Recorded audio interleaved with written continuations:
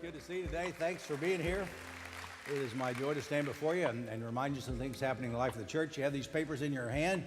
One is for a parenting class, if you're interested in that. There's some other things on the back of the sermon notes, some announcements there. One is an oil change this weekend, also an encore on October 10th. Encore is like a bonus music night, so if you want to put that on your calendar, you can. The rest of the things are there. You can look through those at your convenience, but thank you so much for being here. Also, if you're watching this around the country, thanks so much for being a part of our broader congregation. We appreciate you taking time to tune it in. We've been in this series for many weeks now. It's only been about 8 or 9 weeks, but it's like exercise. It seems like longer. But it's about HIIT, high-intensity training. What is it? It's a look at our life on our faith journey, how we can, on a regular basis, exercise our faith and follow God and listen to what God has for us, and our journey will become more closely connected to Him. We talked about this in the terms of Elijah the prophet. In week 1, where he really went in and he basically said it's not going to rain for 3 years on the land. The king was upset about that, and Elijah took off. He hid for a while, and he survived the 3 years, basically providing miracles to a little woman who needed enough food to last a day with her son. He provided just enough bread, just enough oil for her. But in that time, we discussed many different things. I was gone for several weeks, and Ryan and Brad and Kevin did a great job talking about the ancient community, the call to faithfulness. We also saw the prophet on the Mount Carmel calling everybody out, and 450 prophets that day could not make a miracle happen, but Elijah did, calling on Yahweh God to make it happen. So that was a great thing. But then after the great highs over the next couple of weeks, we looked at how that Elijah was afraid. And because Jezebel, King Ahab's wife, was so annoyed with him and having gotten rid of all her prophets, she sent him a little love note that said, as surely as the Lord your God lives, I'm going to kill you. Basically, that's the summary. And you can just plan on it. And he took off and ran for his life. He went south and ran toward the mountain of God. He was so fatigued, he fell asleep under a broom bush, and he was so anxious about what was going on, he just said, God, they've killed everybody else, just let me die. See that interesting highs and lows. And as we study Elijah's life, and we have been, we see all the good things that happened to him, plus all the difficulties that he had in the midst of that. Here's a guy that understood that life is never just smooth sailing. There's the highs and lows, and we see that. And your life is probably like that too. I don't know anyone that just has life that's just smooth sailing. We have difficulties. You know, our car catches on fire and burns. There's all kinds of things that happen. Someone told me that today. I said, how's your week going? She said, well, my car caught on fire and burned. I said, well, I've had a pretty good week. I mean, my car's, it's still, as far as I know, I haven't seen it, but it's probably still there. But it's relative, and your life is relative to your circumstances. In this journey, what we're trying to help you see is that your life is not based on your circumstances, but your vision is set on that which is beyond your circumstance. And we've looked at this passage. We've studied the teaching of Elijah. We see how important it was that when he finally landed at Mount Horeb, even God said, what are you doing here? He said, I'm afraid. They've killed all your prophets. I'm the only one left, and Jezebel's trying to kill me. And he finally hears God say, look, listen carefully. He spoke to him in the whisper. Go back the way you came. And sometimes we need to go back, and we need to get re-engaged in where we are.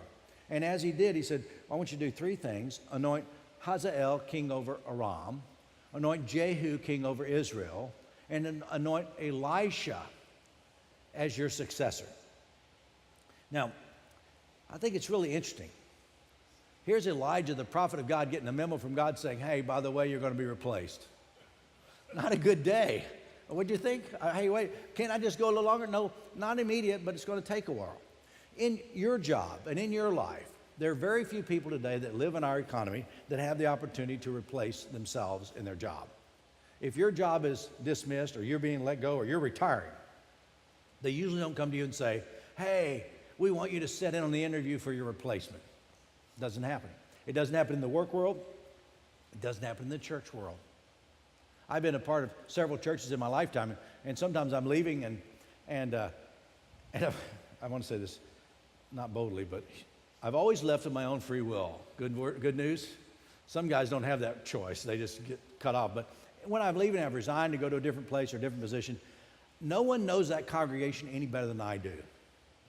never once have been asked my opinion about what kind of guy they should look for to replace me. And it's the same for you in your job. Most of the time, I'm sorry, thanks for your service, here's your watch, you're retired, but we really don't want your input because we think we can figure it out. And here's Elijah getting a rare privilege. Go anoint your successor. I want to be very clear. He didn't have a choice. He said, anoint Elisha. He didn't get to choose him, but at least he got to go be with him, and he got to spend some time with him. And let's read about Elisha, because this story takes a little bit of a twist from where we've been the last few weeks. It's found in 1 Kings chapter 19. I'll read it for you. It's not too many verses.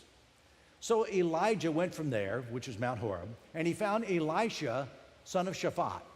He was plowing with 12 yoke of oxen, and he himself was driving the 12th pair. Elijah went up to him, and he threw his cloak around him. Elisha then left his oxen and ran after Elijah. Let me kiss my father and mother goodbye, he said, and then I will come with you. Go back, Elijah replied. What have I done to you? I'll explain that in a minute. So Elijah left him and went back. He took his yoke of oxen and slaughtered them. He burned the plowing equipment to cook the meat and gave it to the people, and they ate. Then he set out to follow Elijah and became his servant. Now that's the passage, and that's about the succession. But what do we know about Elisha is simply from this passage is that he probably was from a wealthy family, because they had, 12 yoke of oxen, that's a lot of oxen. And he was overseeing and plowing with the 12th pair. He came from a family that probably had some resources, but also, you see, he was respectful to his family. Let me go back and tell my parents goodbye. Now, I'm committed to you, but just let me go back. And Elijah really says, what have I done to you? What he really is saying, and I went back to the original language and looked at this, it could be translated many ways. What have I done to you is not really an insult to him. It really is, what have I done to you is to call you, yet, I still want you to come on. I've not done anything to hurt you. I'm only calling you to be a better person than what you are. So it's really not a negative or a question of you shouldn't go back. It's really an encouragement to come on. So that's the explanation for that. But he was committed to following Elijah. He slaughtered his oxen. Now this is great. If you're a family farmer and you've got one tractor, or maybe you got 12 tractors, and one of your sons comes back in from the field one day, and you say, what did he do? Well, he took the tractor and he burned it. If I was dad, I'm not too happy about that. Couldn't you just said, hey, Dad, I'm going off with the prophet and I'm not coming back? Why'd you have to, and he burnt the plow. Why would you do that? I think there's significant understanding here. To sacrifice the oxen was really saying, I'm never coming back to do this again. My farming days are over. I'm quitting a job that I'm never going back to. You might say he was burning a bridge, right? I can't go back. One of the common phrases of life that we use in our society is, and I've said it, don't burn bridges. When you quit your current job, I've told people, give 2 weeks notice. I know you got a better job. Give the right notice. Don't burn bridges. Because when you do, you might need that job again. You might need to go back. You might need a good reference from that person. Don't burn bridges if you want to come back. But if you really, let me argue the other side, if you're really going to change your life, sometimes you really is necessary to burn some bridges. How do you drastically change your life and not burn those bridges? I think you have to. When Joshua was at the edge of the River Jordan, they were about to cross over. Now, you know the story of Moses. He led them out of Egypt, went through the Red Sea. Then Joshua, his protege, his successor, takes them all the way up. They're at the Jordan River, and they're about to cross over. And Moses is gone, and Joshua's the new leader. And the river's at flood stage, and they can't get across. And they pray about it. They dedicate themselves before they step into the river. And I always like this part because it's really just a little insight. Bring the Ark of the Covenant. This thing is made out of gold. It's like carrying lead weight, hundreds of pounds. Bring it. And while you're at it, bring 4, make it 8 priests. And have them carry the Ark of the Covenant. And have them walk into the water in flood stage. 2 things. First of all, if they don't have the faith that the water is going to part, then we're not going to have the faith to follow them in. Secondly, if you lose a few clergy, what's the big deal? I mean, they're disposable, at least back in that day, and maybe even this day, who knows. But they went into the water, and the water's parted, and they walked through on dry ground. Now, here's what I want you to understand. This was a barrier that kept them from the promised land, a significant barrier. But once they crossed through, the story says they picked up 12 stones and they built a little monument there so that years later when people came back and said, what is this? This is where we walk through on dry ground. But once they walked through, the river returned to flood stage. That which was their barrier now became their safety net. They went to Jericho and they had to fight this huge city of Jericho. And it's right by the Jordan River. And if they had lost the battle, guess what? You can't run back across the Jordan. There's no going back once you cross through. And burning bridges is just that, simply saying, once you do this, you can't go back. And once they crossed over, they couldn't go back. And once Elisha had killed the oxen and burned his plow, what he was saying is, there is no going back to that way of life. I will never go back to that way of life. So let me ask you questions. Is there any area in your life where you need to burn some bridges? Any areas where you say, I'm just never going back to be that kind of person again. I'm never going to treat people that way. I'm not going to have those behaviors. Maybe it's addictive behavior. I'm not going to do that. You need to burn some bridges. I remember years ago, my brother Jimmy, before he died, he's 6 years older than me. I talked to him the last 10 years of his life every day, but he grew up out of the 9 kids in my family. My dad smoked and my brother smoked. And he was a smoker. My mother just almost never saw him smoke, but of course I did. I was his brother. And he tried to quit smoking 100 times. He'd say, I'm really going to quit smoking. I said, I want you to because I want you to live a long time. And it's not good for your health. It's not a spiritual reason. I mean, I'd say, smoking won't send you to hell. Make you smell like you've been there. But it did really send you there. But I love my brother, so I tried to treat him with brotherly love. So when I'd be in his car, and he would put a cigarette in his mouth, I'd reach and snatch it and throw it out the window. Or when I'd hug him and have a pack of cigarettes, I'd crush it. He'd say, why are you doing that? I said, because I love you. Now, I want you to know that didn't happen when I was 15. It happened when I was like 20. Because at 20, I could defend myself. At 15, not so much. But in that process, what I really was amazed with my brother is he tried to quit smoking, but this is what he'd say. As soon as I finish this pack, as soon as I finish this carton, but he hid them everywhere.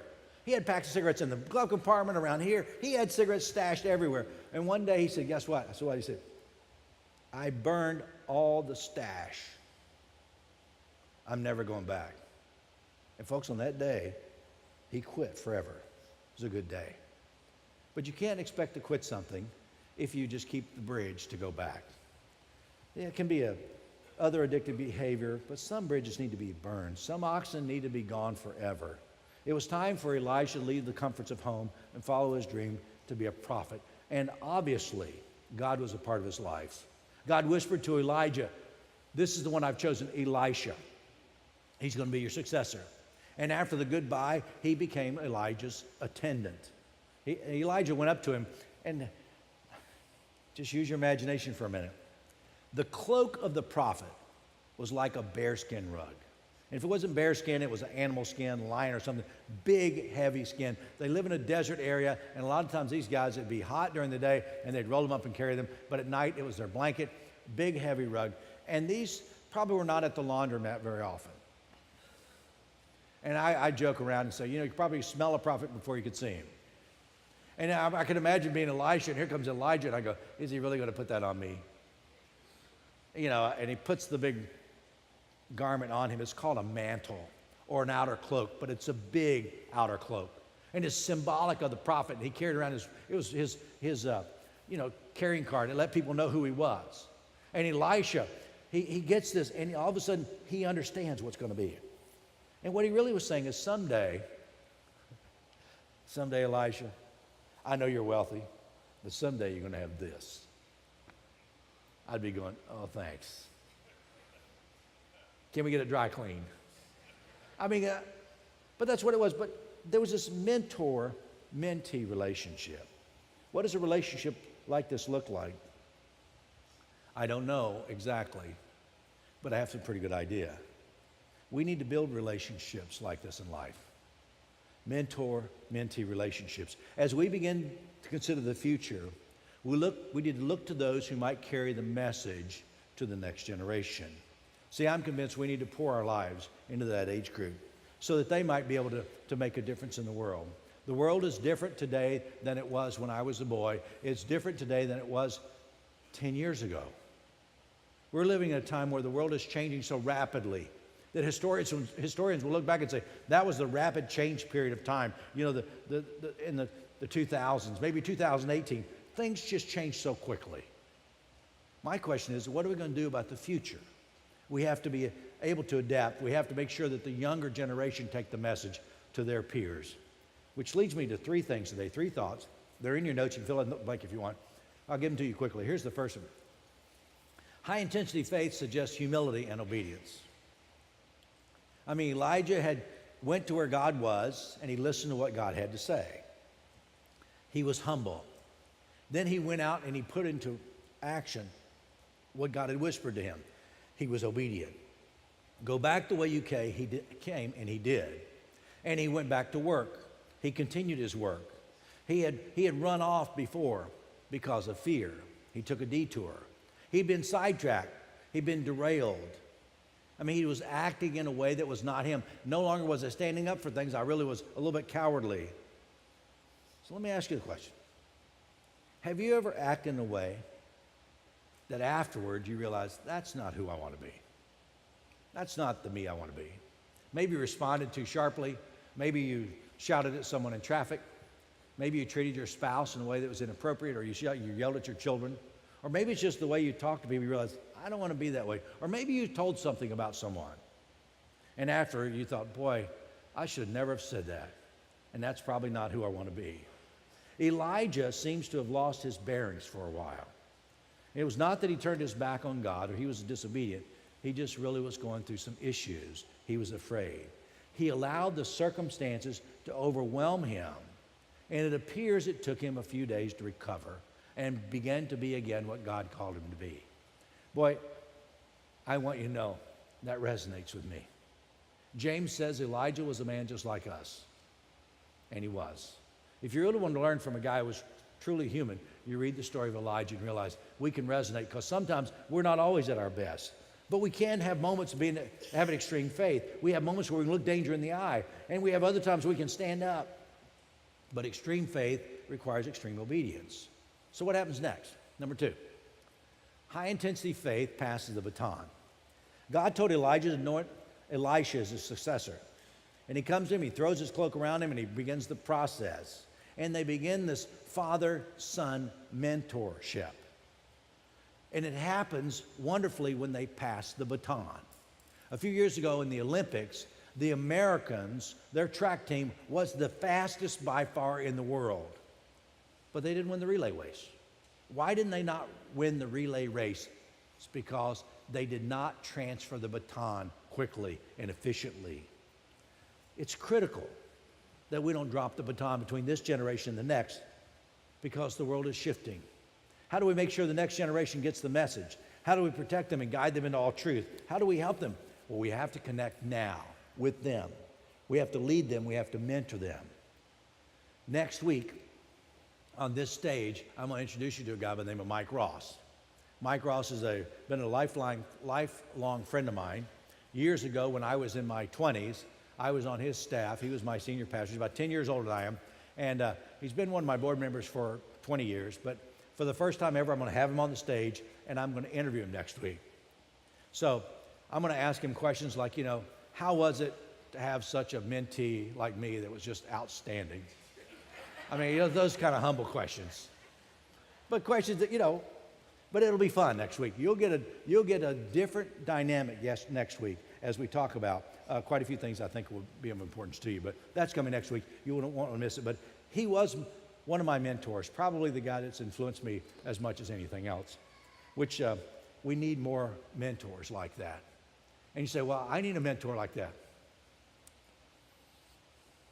At my stage in life, I don't need a mentor any longer. I need to be a mentor.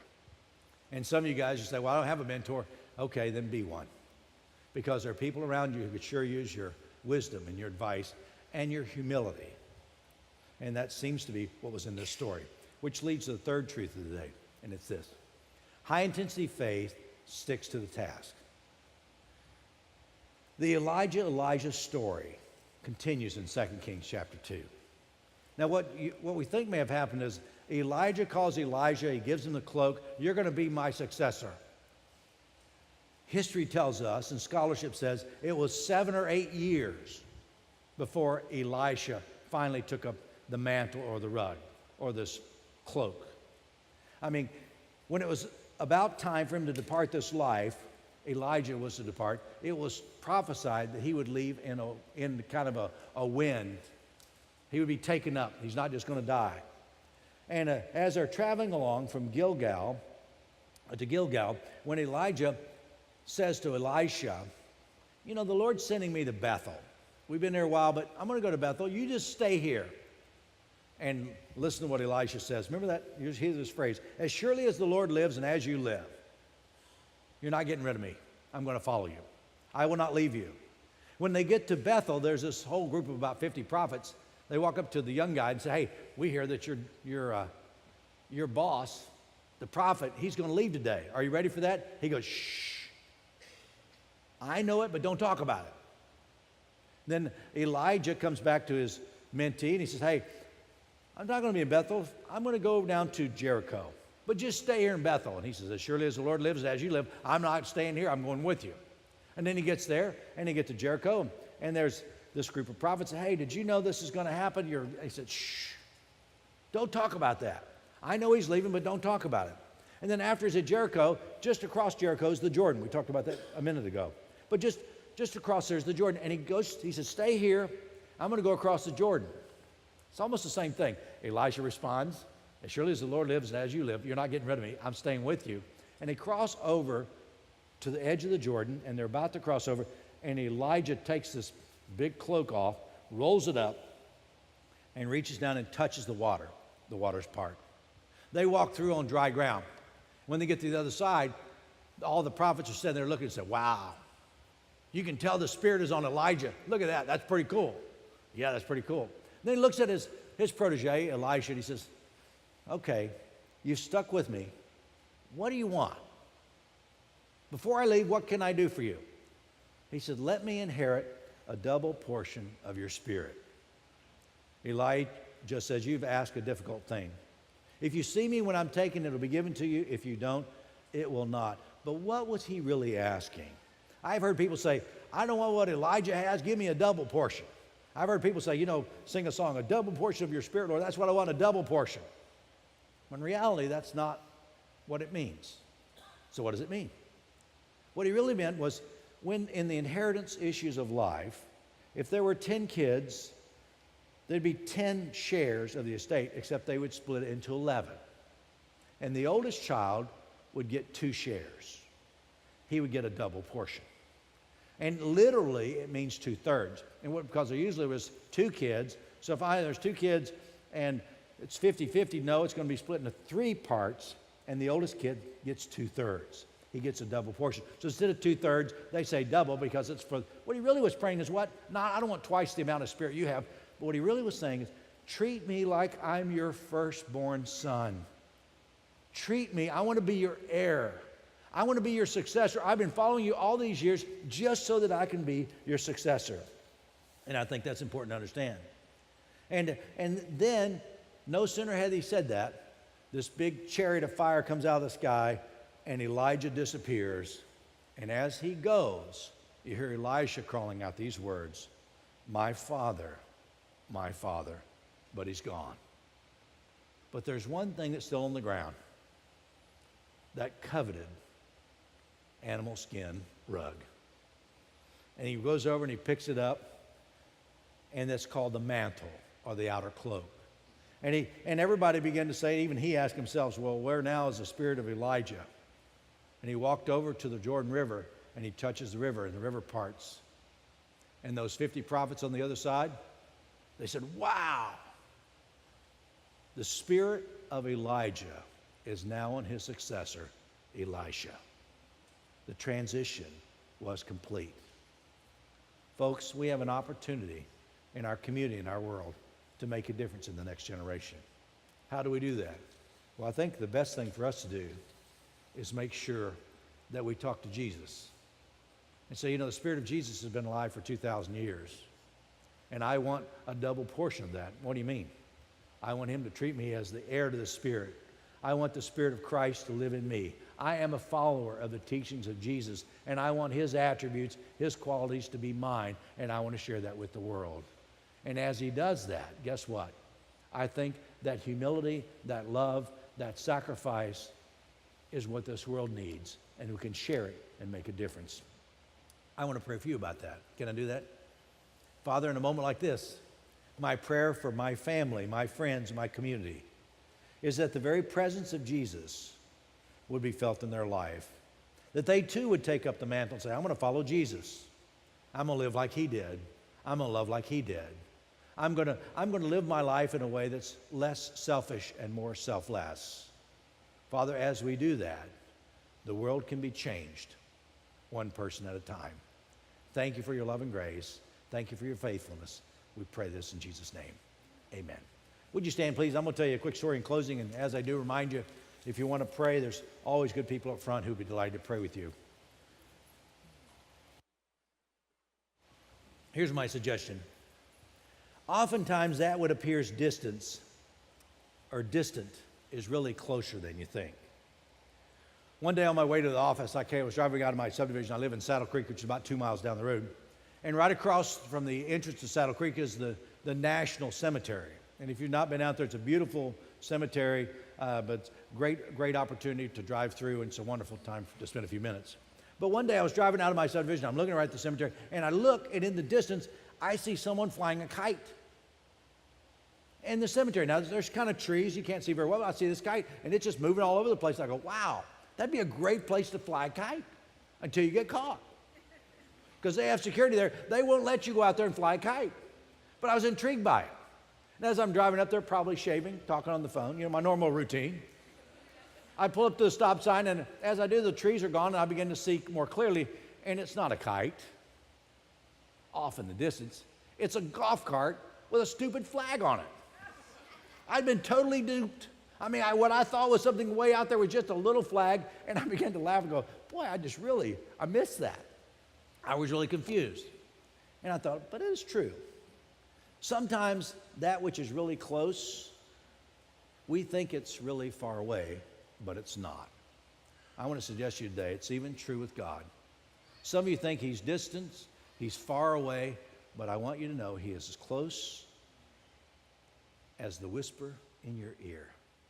And he loves you today. So do I. God bless. Thanks for coming.